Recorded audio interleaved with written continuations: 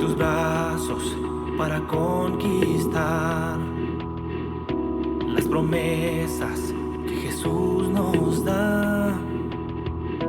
Solo espera y tú verás el milagro que Cristo hará. Un lugar para celebrar la victoria que su sangre nos da. Solo confía y créele que familia lo encontrará. Hay un lugar para todos, de familia de Dios.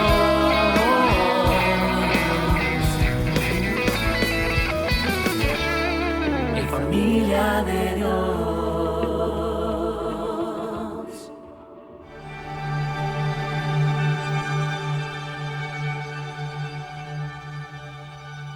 Se despojó a sí mismo tomando forma de siervo.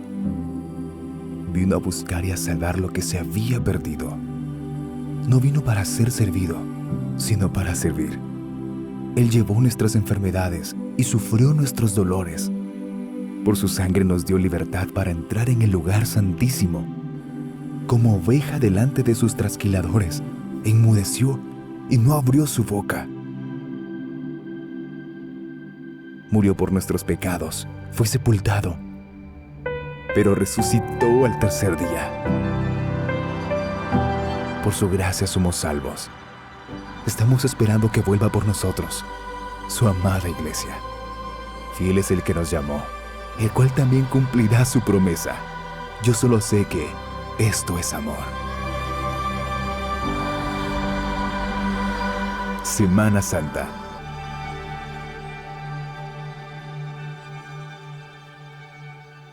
El día de hoy los cristianos alrededor del mundo celebramos y conmemoramos el suceso más importante que afianza y afirma nuestra fe, la resurrección de nuestro Señor Jesucristo. En esta ocasión exploraremos la resurrección de Jesús desde la experiencia de Tomás. Ese es el título de este mensaje, la resurrección de Jesús desde la experiencia de Tomás. En efecto, es posible abordar el suceso de la resurrección desde la experiencia de distintos personajes bíblicos, pero en esta ocasión nos adentraremos para explorar en el texto bíblico la perspectiva de Tomás. El nombre de Tomás aparece 11 veces en los manuscritos tempranos y 12 veces en los manuscritos tardíos del Nuevo Testamento. Esta diferencia básicamente la encontramos en el versículo 29 del capítulo 20 del Evangelio de Juan. Por ejemplo, la versión de la Reina Valera 1960, que se basó primordialmente en los manuscritos tardíos, traduce este versículo de la siguiente manera. Jesús le dijo: porque me has visto, Tomás, creíste. Bienaventurados los que no vieron y creyeron. Por favor, repitan conmigo: Tomás. Ahora bien, una versión como la Biblia de las Américas, cuyos traductores se basaron en una gama mucho más amplia de manuscritos que tuvieron a su disponibilidad muchos más recursos que en su momento Reina y Valera, al ser traducida desde los manuscritos tempranos, dice lo siguiente: Jesús le dijo: porque me has visto, has creído. Dichosos los que no vieron y sin embargo creyeron. Ven que aquí no aparece el nombre de Tomás, porque esta versión, entre muchas otras, entre también las versiones más actuales, están basadas en hallazgos que no tuvieron a su disposición Reina y Valera en su momento. Entonces, los manuscritos tempranos, que podrían considerarse como más fieles, son los manuscritos desde los que traducen las Biblias más recientes o las versiones más actuales. Entonces vemos que aunque esté la omisión del nombre de Tomás en los manuscritos tempranos y esté puesto el nombre de Tomás en los manuscritos tardíos, en ese versículo en específico, el sentido en sí no cambia en lo absoluto, porque aunque en los manuscritos tempranos no se diga Tomás, sabemos a quién le está hablando Jesús. Se sobreentiende que es a este personaje llamado Tomás. No sé si me he explicado en esto, he tratado de simplificarlo al máximo. En términos generales, una versión de la Biblia que usa manuscritos tardíos añade el nombre de Tomás en este versículo. Una versión de la Biblia que usa manuscritos tempranos lo omite, pero el sentido es exactamente el mismo. Por cierto, hago un paréntesis acá porque a veces sacralizamos lo que se nos hace más familiar, y como la Reina Valera 1960 es la versión estándar más utilizada, tendemos a decir que es la única versión válida y es la versión que realmente está correcta. Bueno, lo cierto es que Reina y Valera no tuvieron en su haber todos los hallazgos posteriores de manuscritos tempranos que sí pudieron compilar, cotejar y explorar muchas de las versiones más recientes de la Biblia. Ahora, veamos las menciones de Tomás en el Nuevo Testamento más detalladamente. Tomás es mencionado en los evangelios sinópticos, que son Mateo, Marcos y Lucas, en una ocasión en cada uno de estos, en los listados generales de los apóstoles. También Lucas lo menciona en una sola ocasión en el libro de los Hechos de los Apóstoles, cuando dice quiénes estuvieron presentes en la elección de Matías, quien sería el sucesor de Judas. Pero es el Evangelio de Juan el que más registra el nombre de Tomás. El nombre de Tomás aparece en 7 ocasiones en los manuscritos tempranos y en 8 ocasiones en los manuscritos tardíos, y la diferencia de esta cantidad de veces es precisamente por el versículo que les mencioné anteriormente, Juan capítulo 20, versículo 29. Es entonces el Evangelio de Juan el que nos brinda más información que ningún otro libro de la Biblia acerca de este personaje llamado Tomás. Ahora, ¿quién era Tomás? Ciertamente uno de los 12 apóstoles. Y aunque hasta en nuestros días el nombre de Tomás pareciera ser sinónimo de incredulidad, lo cierto es que Tomás fue mucho más que un incrédulo. En el desenlace del ministerio de Jesús, Tomás mostró su entrega, su lealtad y su valentía. Jesús se encontraba junto a sus discípulos del otro lado del Jordán, donde Juan el Bautista desempeñó su ministerio, pero quería volver a Betania de Judea porque su amigo Lázaro había muerto. Aun cuando los discípulos estaban preocupados porque los judíos de Judea habían intentado apedrear a Jesús, Tomás se expresó de la siguiente manera. Leamos Juan capítulo 11, versículo 16. Dijo entonces Tomás, llamado Dídimo, a sus condiscípulos: vamos también nosotros para que muramos con él. Tomás estaba dispuesto a acompañar a Jesús, incluso si eso significaba morir con él. Esto, más que incredulidad, muestra amor, lealtad, devoción, aunque también pesimismo. Su negativismo le hacía creer que si iban a Betania morirían junto a Jesús, pero su amor por Jesús era tan fuerte que estaba dispuesto a morir con él.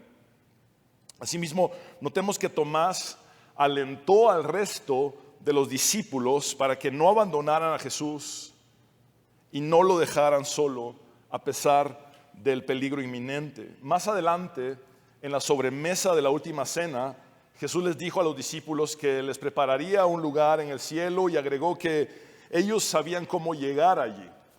A lo que Tomás respondió. Veamos el relato de los versículos 5 y 6 del capítulo 14 de Juan. Le dijo Tomás: Señor, no sabemos a dónde vas. ¿Cómo pues podemos saber el camino? Jesús le dijo: yo soy el camino y la verdad y la vida. Nadie viene al Padre sino por mí. Esta es la sexta declaración de Jesús como el yo soy divino, de las 7 que encontramos en el Evangelio de Juan.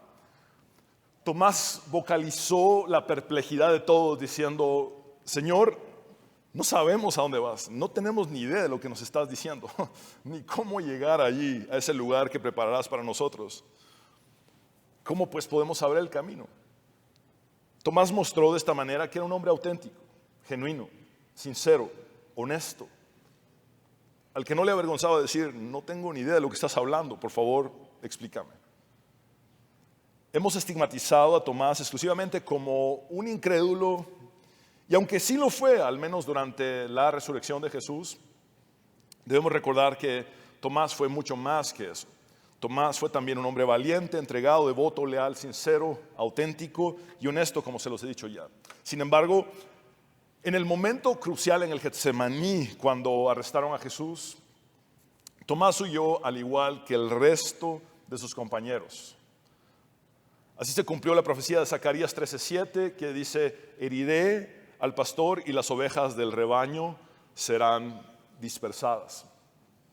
En 3 pasajes, Juan menciona que a Tomás también lo llamaban Dídimo o el gemelo. Quiero explicarme un poquito mejor con esto. ¿De dónde tenemos el nombre Tomás nosotros en el castellano? Es precisamente del arameo Teomá, que se translitera de esta manera a nuestro abecedario, Teomá. Ahora, este nombre arameo significa gemelo, pero también solían tener un nombre de origen arameo o hebreo y un nombre de origen griego, y el nombre griego de Tomás sería Dídimos.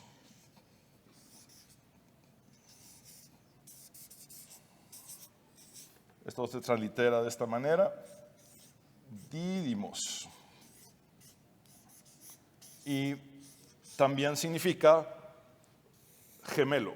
Entonces, ambos términos significan exactamente lo mismo, gemelo. En un manuscrito siríaco del Nuevo Testamento a este personaje se le menciona como Judas Tomás, lo cual literalmente sería algo así como Judas el gemelo. Recordemos que Judas era un nombre muy popular, muy común en el primer siglo. Palabras como Judá, judío, Judea, todas tienen el mismo origen. Y Judas, por ejemplo, era el nombre de uno de los medio hermanos de Jesús que escribió la carta de Judas. Judas era el nombre del traidor, pero también Judas era el nombre de Tomás, aunque él pasó a la historia más como Tomás o Dídimo. En el libro apócrifo titulado Hechos de Tomás, escrito en el siglo III después de Cristo, se dice que a Judas Tomás le llamaban el gemelo, es decir, Dídimo, por su gran parecido físico con Jesús. Entonces, de ser así, Tomás o Dídimo sería más bien un apodo para un personaje llamado Judas. Y de ser cierto esto, Tomás se encontraba en mayor riesgo que los demás discípulos, ya que si alguno de los 12 fuera blanco potencial de persecución, sin duda sería el que más se pareciera a Jesús físicamente. Ahora bien, quiero aclarar que esto es entrar en el terreno de las conjeturas y especulaciones, y es mejor que hagamos un frenazo o que demos un frenazo y regresemos al texto bíblico. Recordemos los sucesos principales de aquel domingo de resurrección. Primeramente, desde el relato de Juan, el primer día de la semana, el domingo, María Magdalena llegó a la tumba antes del amanecer. Ella vio que la piedra había sido rodada, es decir, que la tumba estaba abierta y vacía. Ella corrió y se encontró con Pedro y con Juan, el otro discípulo, y les dijo: sacaron de la tumba el cuerpo del Señor y no sabemos dónde lo pusieron. Las posibilidades que pasaron por la mente de ellos fueron realmente perturbadoras. Que el cuerpo de Jesús hubiera sido sacado de esta tumba que era propiedad de José de Arimatea y haya sido puesto en la tumba de un criminal o en una fosa común, o que el cuerpo hubiese sido robado, entre otras posibilidades que pudieron habérseles ocurrido. Pedro y Juan el otro discípulo, corrieron a la tumba vacía, encontraron los lienzos de lino donde había estado el cuerpo de Jesús. El sudario con el que le habían cubierto la cabeza estaba muy bien enrollado, ordenadamente, puesto a un lado, en un lugar aparte. En el compendio de los evangelios vemos que durante aquel domingo de resurrección Jesús realizó por lo menos 5 apariciones. Es decir, durante un mismo día hay por lo menos registro de 5 apariciones de Jesús. A María Magdalena, a las otras mujeres, a Pedro, a los 2 discípulos que iban a Emaús, Cleofas y su acompañante, y a los discípulos sin Tomás presente. Adentrémonos ahora en los 6 versículos que serán nuestro texto base en Juan capítulo 20, versículos del 24 al 29, y leamos este texto sagrado en el nombre del Padre, del Hijo y del Espíritu Santo. Pero Tomás, uno de los 12, llamado Dídimo, ahora ya sabemos qué significa tanto Tomás como Dídimo. ¿Qué significa? Gemelo, muy bien. No estaba con ellos cuando Jesús vino. Le dijeron pues los otros discípulos: al Señor hemos visto. Él les dijo: si no viere en sus manos la señal de los clavos, y metiere mi dedo en el lugar de los clavos, y metiere mi mano en su costado, no creeré. 8 días después estaban otra vez sus discípulos dentro y con ellos Tomás. Llegó Jesús estando las puertas cerradas y se puso en medio y les dijo: paz a vosotros. Luego dijo a Tomás: pon aquí tu dedo y mira mis manos, y acerca tu mano y métela en mi costado, y no seas incrédulo sino creyente. Entonces Tomás respondió y le dijo: Señor mío y Dios mío. Jesús le dijo: ¿por qué me has visto, Tomás, creíste? Bienaventurados los que no vieron y creyeron. Este es el punto número 1. La incredulidad nos lleva a estar ausentes. La incredulidad nos lleva a estar ausentes. Veamos nuevamente el versículo 24. Pero Tomás, uno de los 12, llamado Dídimo, no estaba con ellos cuando Jesús vino. Ahora bien, ¿por qué no estuvo Tomás con los otros discípulos cuando todos se reunieron en la noche del día de resurrección? El único ausente. ¿Estaría tan desilusionado que no quería estar con sus amigos? ¿Habría estado tan triste y deprimido que no quiso juntarse con ellos? Estaba decepcionado seguramente. La soledad generalmente empeora las cosas. El aislamiento alimenta el desaliento y contribuye a que nos hundamos en la depresión, sintiendo lástima por nosotros mismos. Esto es lo que denominamos como autoconmiseración. Veamos ahora de qué se había perdido Tomás por haber estado ausente en aquel glorioso día de resurrección. Jesús les anunció paz, shalom, a sus discípulos. Se reveló a sí mismo como el que había sido crucificado, les mostró sus heridas, los comisionó diciéndoles: como el Padre me envió, así también yo los envío a ustedes. Los dotó soplando sobre ellos, diciéndoles: reciban al Espíritu Santo, en un anticipo de lo que sucedería unos 50 días más tarde en el Pentecostés. Jesús también les prometió que serían un instrumento para que el perdón de Dios por los pecados fuera proclamado al mundo. Tomás se perdió de todo esto por haber estado ausente. Se mantuvo en la incertidumbre, el miedo, la depresión y la incredulidad durante una semana entera, mientras que en contraste todos sus demás hermanos se regocijaban en la certeza del Señor resucitado. Vemos un principio bíblico aquí: aquel que se ausenta del cuerpo de creyentes no puede esperar gozar de la comunión con Cristo. El autor de Hebreos nos exhorta diciéndonos lo siguiente: no dejemos de congregarnos como es la costumbre de algunos, sino animémonos unos a otros, y con más razón ahora que vemos que aquel día se acerca. Al gozar de la comunión los unos con los otros, gozamos de la comunión con Cristo, porque somos el cuerpo de Cristo. Y nuestra función al congregarnos es animarnos los unos a los otros. El mismo autor de Hebreos advierte en el capítulo 3, versículo 12: cuídense, hermanos, de que ninguno de ustedes tenga un corazón pecaminoso e incrédulo. Literalmente dice corazón malo de incredulidad, que los haga apartarse del Dios vivo. La incredulidad nos hace apartarnos de Dios y de nuestra familia espiritual. Punto número 2, la incredulidad endurece el corazón. La incredulidad nos hace dudar de las promesas de Dios y puede llevarnos hasta la negación persistente, es decir, al escepticismo obstinado. Versículo 25, le dijeron pues los otros discípulos. ¿Quiénes eran estos otros discípulos? Bueno, este es el testimonio de los 10 apóstoles, las mujeres y los peregrinos de Emaús, Cleofas y su acompañante.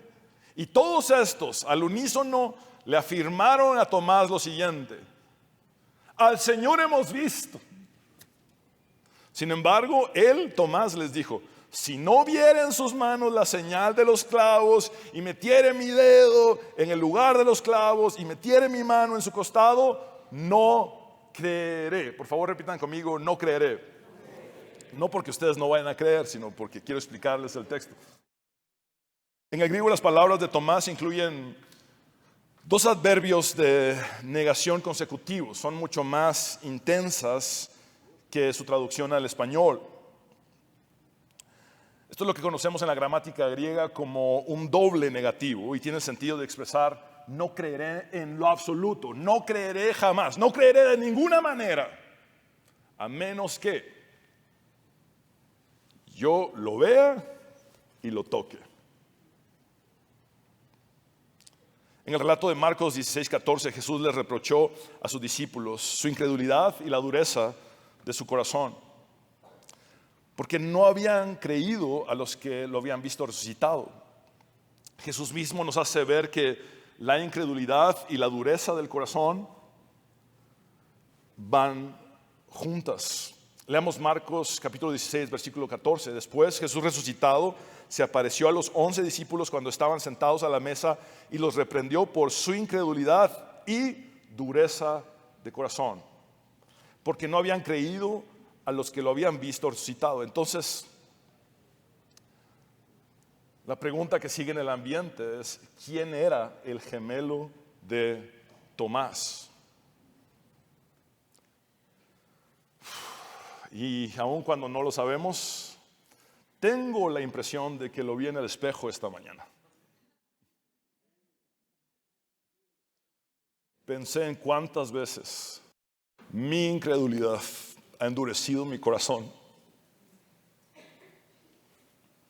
En cuántas veces he dudado de las promesas de Dios y he caído en la negación persistente, exigiéndole a Dios una prueba para entonces yo hacer aquello que Él me ha dicho que tengo que realizar.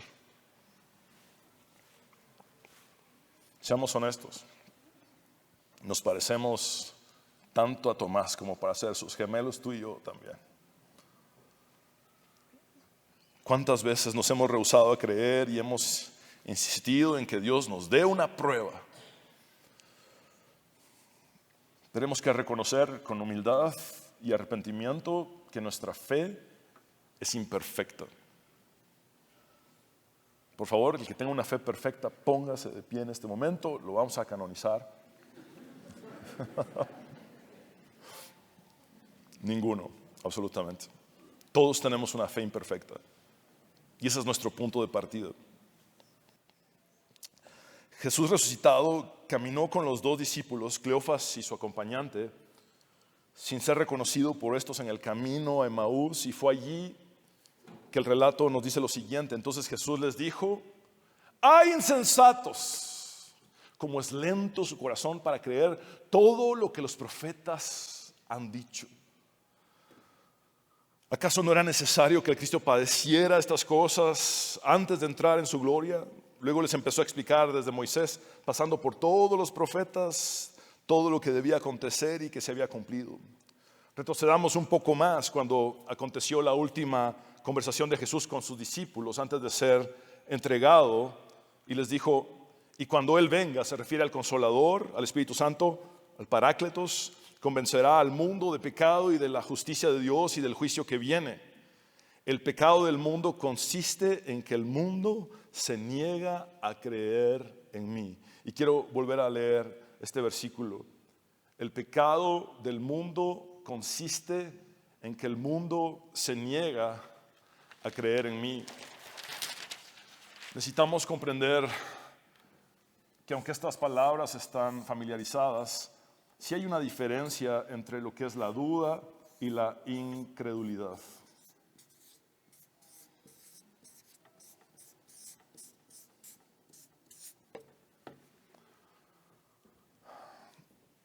La duda dice, por más que lo intento, no puedo creer. Tengo demasiadas preguntas. La incredulidad dice, no voy a creer. Me resisto a creer, a menos que se me dé la evidencia que exijo para que me convenza. La duda es un problema intelectual, principalmente. Quiero creer, pero tengo demasiadas preguntas. La incredulidad es un problema moral. Sencillamente decido no creer y me cierro ante tal posibilidad. Esto puede ser un escepticismo obstinado. Soy incrédulo, me niego a creer. Pablo resalta el gran ejemplo de Abraham, diciendo en Romanos capítulo 4, versículos 19 y 20, su fe no flaqueó, aunque reconocía que su cuerpo estaba como muerto, pues ya tenía unos 100 años y que también estaba muerta la matriz de Sara, quien tendría unos 90 años. Ante la promesa de Dios no vaciló como un incrédulo, sino que se reafirmó en su fe y dio gloria a Dios. Ante una circunstancia difícil, ante un imposible, ante una situación compleja, tenemos una de dos. O vacilamos como incrédulos o reafirmamos nuestra fe dando gloria a Dios. Son básicamente nuestras únicas dos opciones, se las repito. O vacilamos como incrédulos o reafirmamos nuestra fe dando gloria a Dios. Punto número 3. Jesús nos ayuda en nuestra incredulidad. J.C. Riley comenta pertinentemente lo siguiente: cuesta imaginar algo más irritante y exasperante que la conducta de Tomás cuando ni siquiera el testimonio de 10 hermanos fieles hizo mella alguna en él y afirmó obstinadamente: si no viere con mis propios ojos y tocare con mis propias manos, no creeré. Sin embargo, es imposible imaginar algo más paciente y compasivo que el trato dispensado por nuestro Señor a este débil discípulo. No lo rechaza ni lo excomulga, no lo descarta. Versículos 26 y 27. 8 días después estaban otra vez sus discípulos dentro y con ellos Tomás. Llegó Jesús estando las puertas cerradas y se puso en medio y les dijo: paz a vosotros. Por favor, observen que Jesús llega una semana después para beneficio específico del incrédulo. Jesús resucitado tiene en su agenda específicamente al incrédulo, Tomás. Versículo 27, luego dijo a Tomás: pon aquí tu dedo y mira mis manos, y acerca tu mano y métela en mi costado, y no seas incrédulo, sino creyente. Esta breve frase es una reprensión y una exhortación a la vez. La reprensión es: no seas incrédulo. Y la exhortación es: sé creyente. Esas palabras de Jesús siguen resonando hasta nuestros días. No seas incrédulo, sé creyente. Cuánta misericordia muestra nuestro Señor al descender a nuestro nivel de experiencia humana para levantarnos a donde debemos estar. En otras palabras, Tomás, tu lugar no es el fondo de la incredulidad, sino estar al lado de tus hermanos, porque ustedes tienen la misión de llevar este evangelio al mundo entero. Jesús puede encontrarnos en el lugar más oscuro y profundo, en la peor de las incredulidades, y sacarnos de allí. La gracia del Señor, en algún sentido, es como el agua, que siempre llega al punto más bajo. Cualquier ingeniero te puede decir esto. El agua siempre va a buscar el punto más bajo. La gracia del Señor también va a buscar el punto más bajo. Y puede hallar a la persona más incrédula y sacarla de ese hoyo para levantarla al lugar donde debe estar, donde realmente le corresponde estar. Jesús trata con nosotros de acuerdo a nuestras debilidades, con el propósito de sanarnos y restaurarnos. Jesús le dijo a Tomás: pon aquí tu dedo y mira mis manos. Acerca tu mano y métela aquí en mi costado. Y no seas incrédulo, sino creyente. Si Tomás exigía una evidencia sensorial, tangible y visible para convencerse, entonces eso fue exactamente lo que Jesús le otorgó. El amor de Jesús excede todo conocimiento y sobrepasa todo entendimiento. Es maravilloso que Jesús, en su estado de glorificación, en su soberanía, no borrara sus cicatrices, sino que las conservara hasta el día de hoy, como el testimonio vivo de su amor por nosotros, donde en la cruz lo peor de nosotros se encontró con lo mejor de Dios, nuestros pecados, maldad, iniquidad, nuestra transgresión, nuestra deuda y nuestra falta, todo junto, lo peor de nosotros se encontró con lo mejor de Dios, su amor y su perdón. Y Jesús sigue teniendo en su cuerpo glorificado esas cicatrices como evidencia para los Tomases actuales. Al abordar la incredulidad de Tomás, no pude evitar ir a un suceso anterior durante el ministerio de Jesús, en el que el padre de un muchacho endemoniado se acercó y le dijo: Maestro, te he traído a mi hijo, tiene un espíritu que lo ha dejado mudo. Cada vez que se posesiona de él lo sacude. Entonces mi hijo echa espuma por la boca, rechina los dientes y se queda rígido. Les pedí a tus discípulos que expulsaran a ese espíritu, pero no pudieron. Jesús dijo: hay gente incrédula. ¿Hasta cuándo tendré que estar con ustedes? ¿Hasta cuándo tendré que soportarlos? Tráiganme al muchacho. Cuando se lo llevaron, tan pronto como el espíritu vio a Jesús, sacudió al muchacho con violencia y este cayó al suelo revolcándose y echando espuma por la boca. Jesús le preguntó al padre: ¿desde cuándo le sucede esto? Y el padre respondió: desde que era niño. Muchas veces lo arroja al fuego o al agua con la intención de matarlo. Si puedes hacer algo, ten compasión de nosotros y ayúdanos. Jesús le dijo: ¿cómo que sí puedes? Es una de mis frases favoritas de la Biblia. Señor, tú puedes hacer algo en situación. ¿Cómo que sí puedes? No me preguntes algo así. Para quien cree, todo es posible. Al instante el padre del muchacho exclamó: creo, ayúdame en mi incredulidad. Parece contradictoria esta expresión.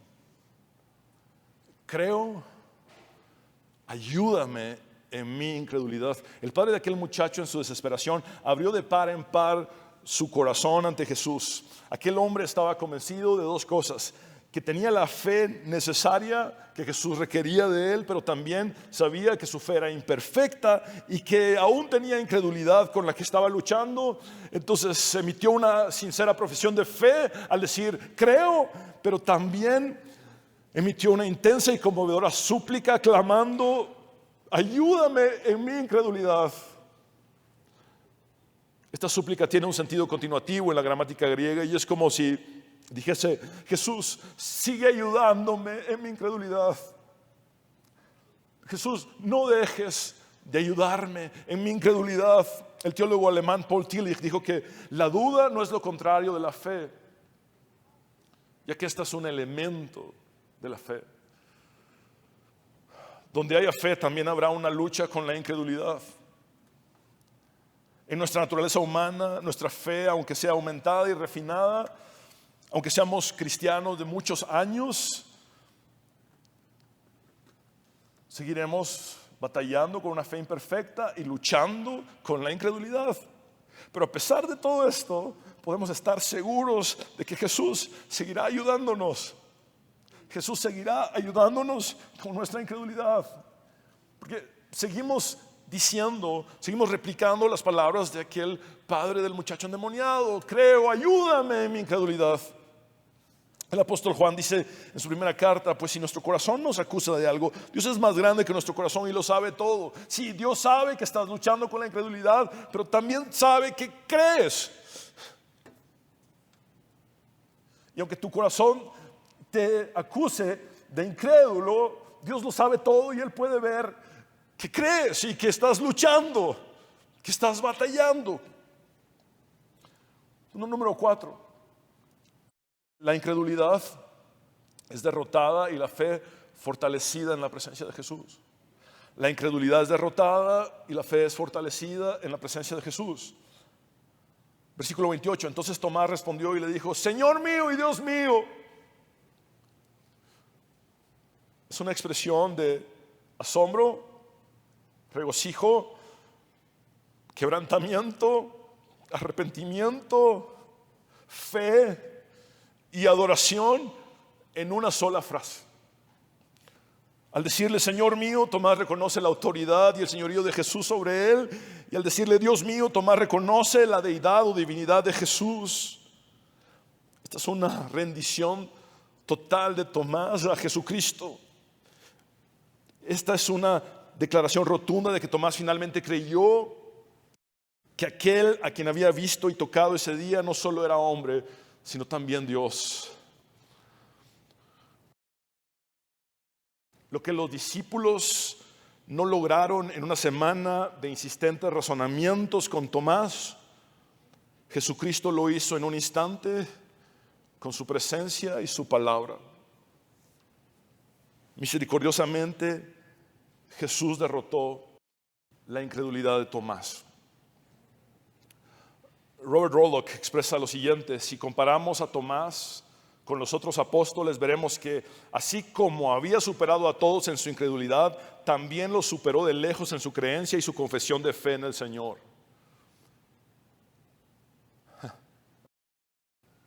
Fue el más incrédulo de todos, pero luego el que da una de las más grandes confesiones de la divinidad de Jesús en todo el Nuevo Testamento. La gran confesión de Pedro había sido: tú eres el Cristo, el Hijo del Dios viviente. Pero Tomás pasó de la incredulidad extrema a decir: Señor mío y Dios mío. Tú eres Dios, Jesús. Tú eres Dios. Rollock añade también: Jesús no elogia a Tomás por su fe, dado que la liga a sus sentidos.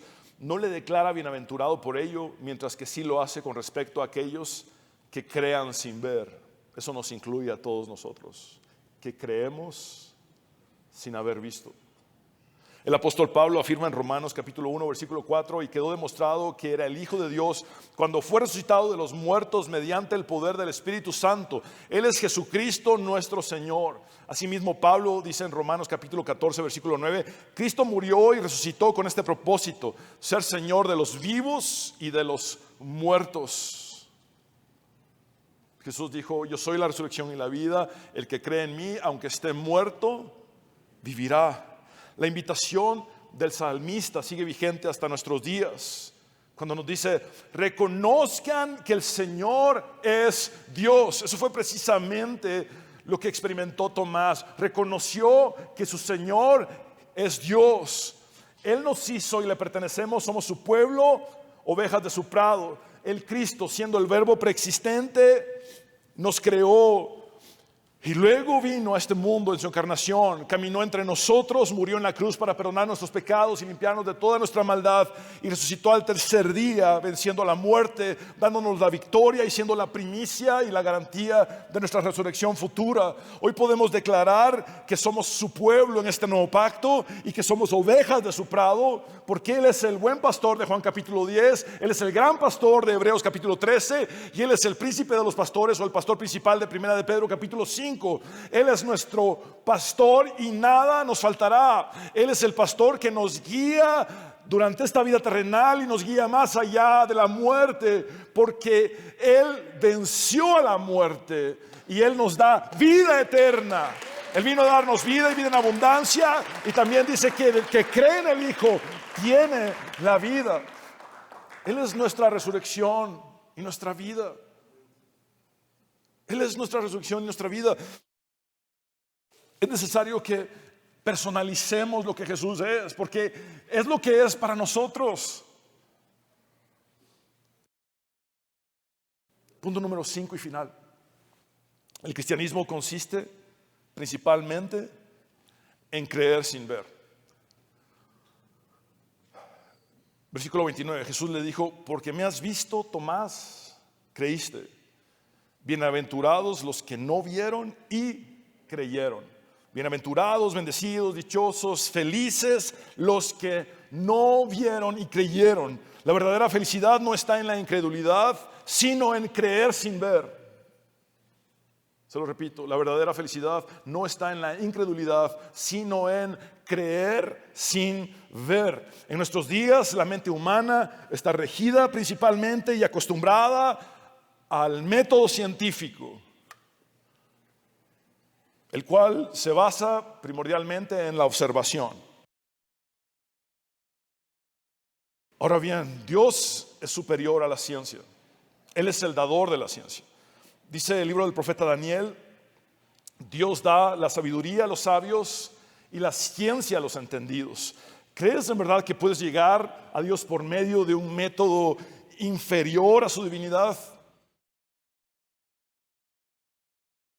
Más allá del método científico que se basa en la observación y la comprobación, necesitas el método divino que supera las exigencias de la misma ciencia y se basa en creer sin ver. En una sola palabra, fe.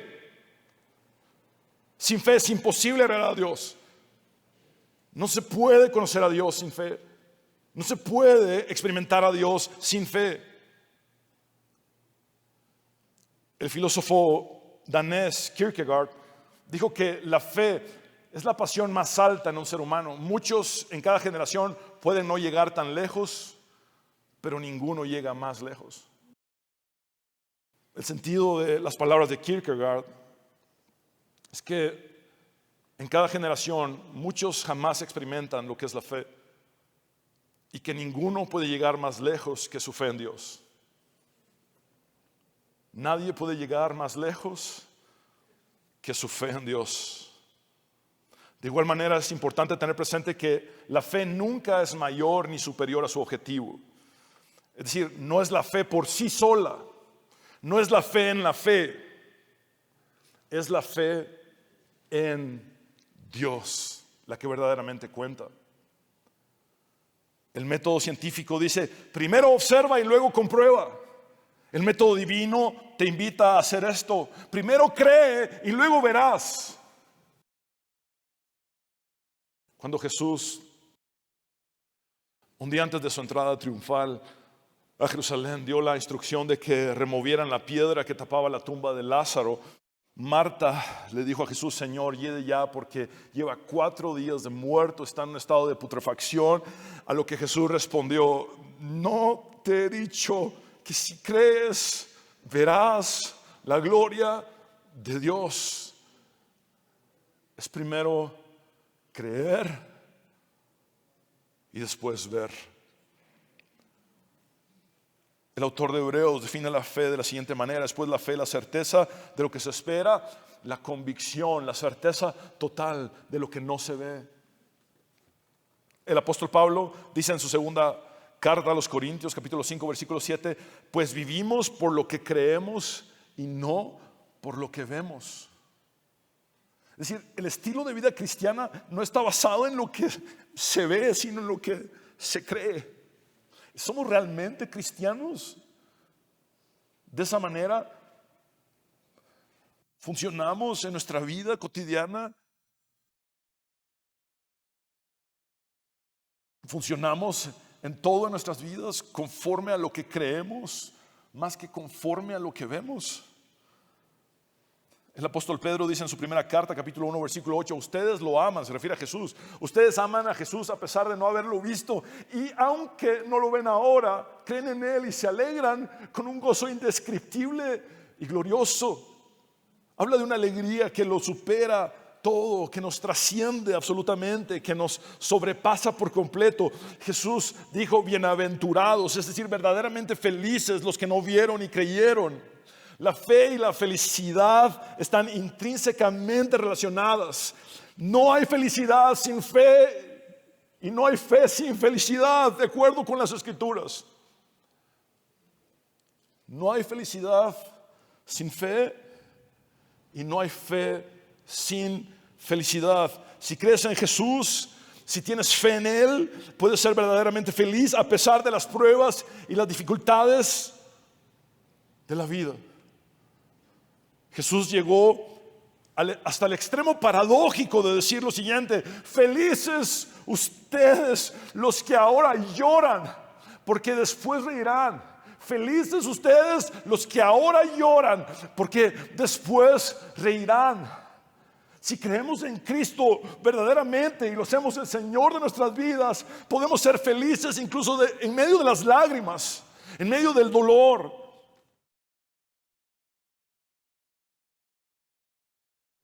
Porque bíblicamente no hay felicidad sin fe, ni fe sin felicidad. Kierkegaard dijo acertadamente que un hombre que como ser físico está siempre vuelto hacia afuera, pensando que su felicidad está fuera de él, finalmente se vuelve hacia adentro y descubre que la fuente está dentro de él. Volvamos a leerlo. Un hombre que como ser físico está siempre vuelto hacia afuera, pensando que su felicidad está fuera de él, finalmente se vuelve hacia adentro y descubre que la fuente está dentro de él. Los seres humanos tendemos a buscar equivocadamente la felicidad en cosas externas, como los placeres egoístas, como el materialismo, como la vanagloria de la vida, cuando lo cierto es que la verdadera felicidad solamente se encuentra cuando Dios está dentro de nosotros. En eso consiste el nuevo pacto, en la morada de Dios en nosotros. La felicidad no se busca afuera, se busca adentro cuando Dios está en nosotros. El científico francés Blaise Pascal reconoció que en el corazón de todo hombre existe un vacío que tiene la forma de Dios. Se los digo de otra manera. En nuestros corazones hay un vacío del tamaño de Dios. Este vacío no puede ser llenado por ninguna cosa creada. Él puede ser llenado únicamente por Dios, hecho conocido mediante Cristo Jesús. Es Jesús en nosotros, la esperanza de gloria. Es Jesús dentro de nosotros. Tenemos este tesoro en vasijas de barro. Deja de estar buscando la felicidad en cosas externas, efímeras, temporales, vacías, y deleítate en la verdadera felicidad que es Jesús dentro de ti. Está dentro de ti la verdadera realización y la plenitud, porque Jesús ha hecho morada en ti. Fue también el filósofo danés Kierkegaard quien afirmó fehacientemente que después de la reflexión profunda, cuando la razón topa, es necesario dar un salto de fe. Un salto de fe. Puedes quedarte en meros razonamientos y razonamientos y razonamientos y darle vueltas y vueltas y vueltas. Y vas a ver cómo tu razón va a topar una y otra vez, porque Dios es eterno, tu mente es finita.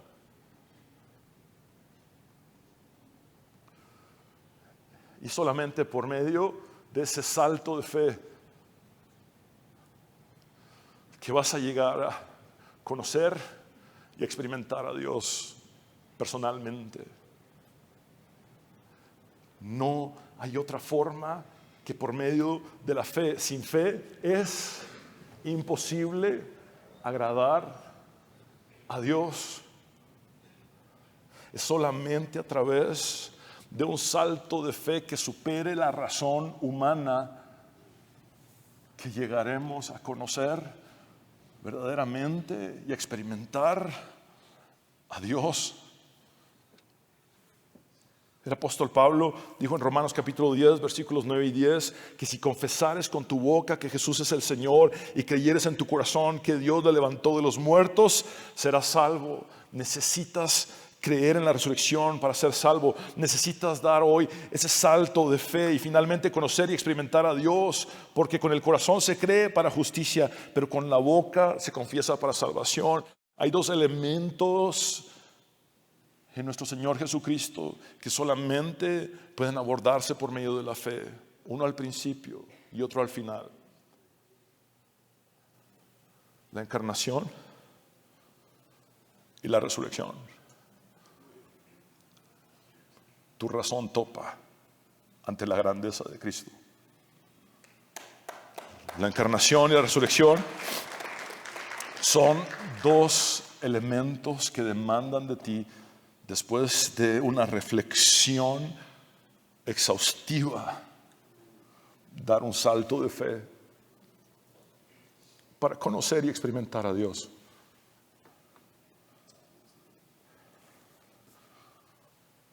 La historia de Tomás es nuestra historia. Por algo Dios en su soberanía permite que sea conocido como el gemelo, porque al final de cuentas, en última instancia, es el gemelo de todos.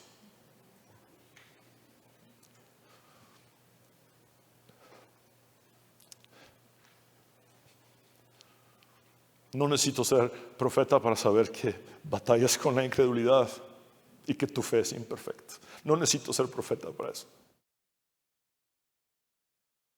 La Biblia lo dice. Esa es la lucha de todos nosotros. Pero Jesús puede sacarnos de la incredulidad extrema, del escepticismo obstinado,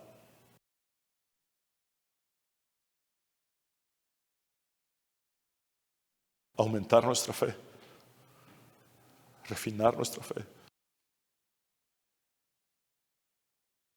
y llevarnos a conocerle más allá de nuestra razón. Lo que Él te ofrece supera tu misma razón.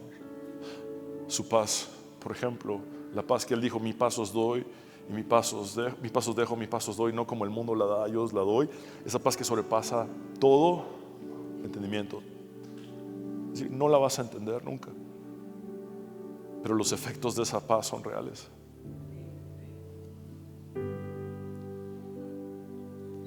Es lo mismo cuando hablamos de asuntos como la encarnación y la resurrección. No se puede abordar algo tan grande sin fe. Por eso es en el salto de fe, cuando te lanzas al vacío, para ver si hay Dios, para ver si Dios existe. Cuando te lanzas a ese vacío, ves cómo el vacío en tu interior se llena. Cuando vas cayendo en picada después de ese salto de fe, te das cuenta que puedes llegar a volar más alto que tu razón y conocer a Dios y experimentar a Dios personalmente. La fe es la única manera. Por eso Tomás nos da esperanza de que el peor de los incrédulos puede ser rescatado por Cristo, porque en su agenda está volver a los 8 días solo por Él, y en la agenda de Dios está hoy, en un domingo de resurrección como este, el tratar con tu incredulidad y fortalecer tu fe. Por eso hoy quiero invitarte a dar ese salto de fe del que habla Kierkegaard, que Años más tarde, también Barth apoya, Karl Barth apoya. Y tiene tanta razón. Hombres intelectuales, filósofos, teólogos brillantes que llegan a esta conclusión. Todo ser humano necesita dar un salto de fe cuando su razón ha topado, porque Dios supera nuestro entendimiento. Hoy puedes decir una vez más, sin vergüenza alguna, sin pena alguna: creo, Jesús, ayúdame en mi incredulidad. Creo, Jesús, sígueme ayudando en mi incredulidad. Creo, Jesús, no dejes de ayudarme en mi incredulidad. Creo, Jesús, con mi fe imperfecta, ayúdame. Señor, te damos gracias por hablarnos en esta hora, porque hay esperanza y salvación en ti. ¿Qué sería de nosotros sin ti, Señor? ¿Qué sería de nosotros? Pedro dijo: ¿a quién iremos si solo tú tienes palabras de vida eterna? El salmista dijo: ¿a quién tengo yo sino a ti, Señor? Y fuera de ti yo nada deseo. Señor, venos aquí. Absolutamente todos nosotros tenemos un común denominador: una fe imperfecta, una lucha con incredulidad.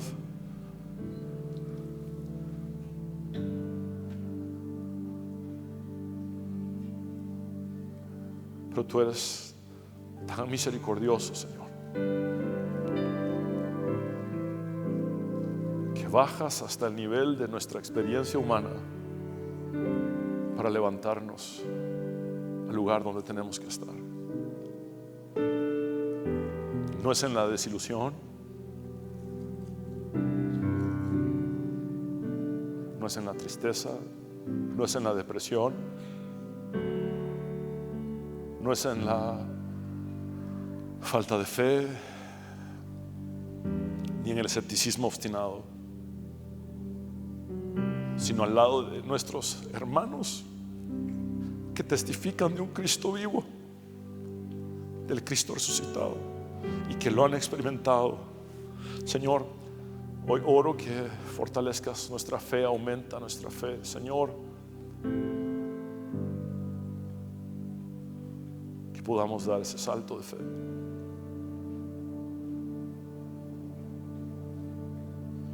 Que podamos conocerte como nunca antes, experimentarte como nunca antes, ser el dueño y Señor de nuestras vidas.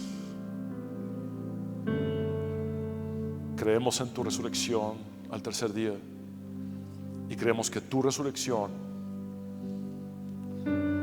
es la primicia de la nuestra, es la garantía de nuestra resurrección futura. Hoy entendemos que la resurrección, más que algo, es alguien. Tú dijiste: yo soy la resurrección y la vida. El que cree en mí, aunque esté muerto, vivirá. Señor, un día atravesaremos el valle de sombra de muerte si tú no vienes antes, pero moriremos en la esperanza de la resurrección futura, porque nuestro Salvador venció a la muerte. A ti sea la gloria, Padre, Hijo y Espíritu Santo, por los siglos de los siglos. Quiero hablar contigo, mi mujer, que necesitas entregar tu vida a Dios. Haz esta oración de fe conmigo. Habla con Él como nunca antes lo has hecho. Une tu corazón con tus labios y dile: Señor Jesús, te necesito, sálvame. Reconozco que soy pecador, pero también sé que tú moriste en la cruz para perdonar mis pecados y que resucitaste el tercer día para darme la victoria y la vida eterna. Creo en ti, Jesús. Me entrego a ti tal cual soy, tal cual estoy. Me rindo por completo a ti. Cámbiame, Señor, transfórmame. Hazme nacer de nuevo, hazme una nueva criatura. Sé el Señor de mi vida y úsame para tu gloria. En tu nombre, Jesús, el único nombre bajo el cielo dado a los hombres en el cual podemos ser salvos. En tu nombre, Jesús, bajo el cual toda rodilla se doblará y toda lengua confesará que tú eres Señor. Hemos orado. Amén y amén. Abre tus brazos para conquistar las promesas que Jesús nos da. Solo espera y tú verás el milagro que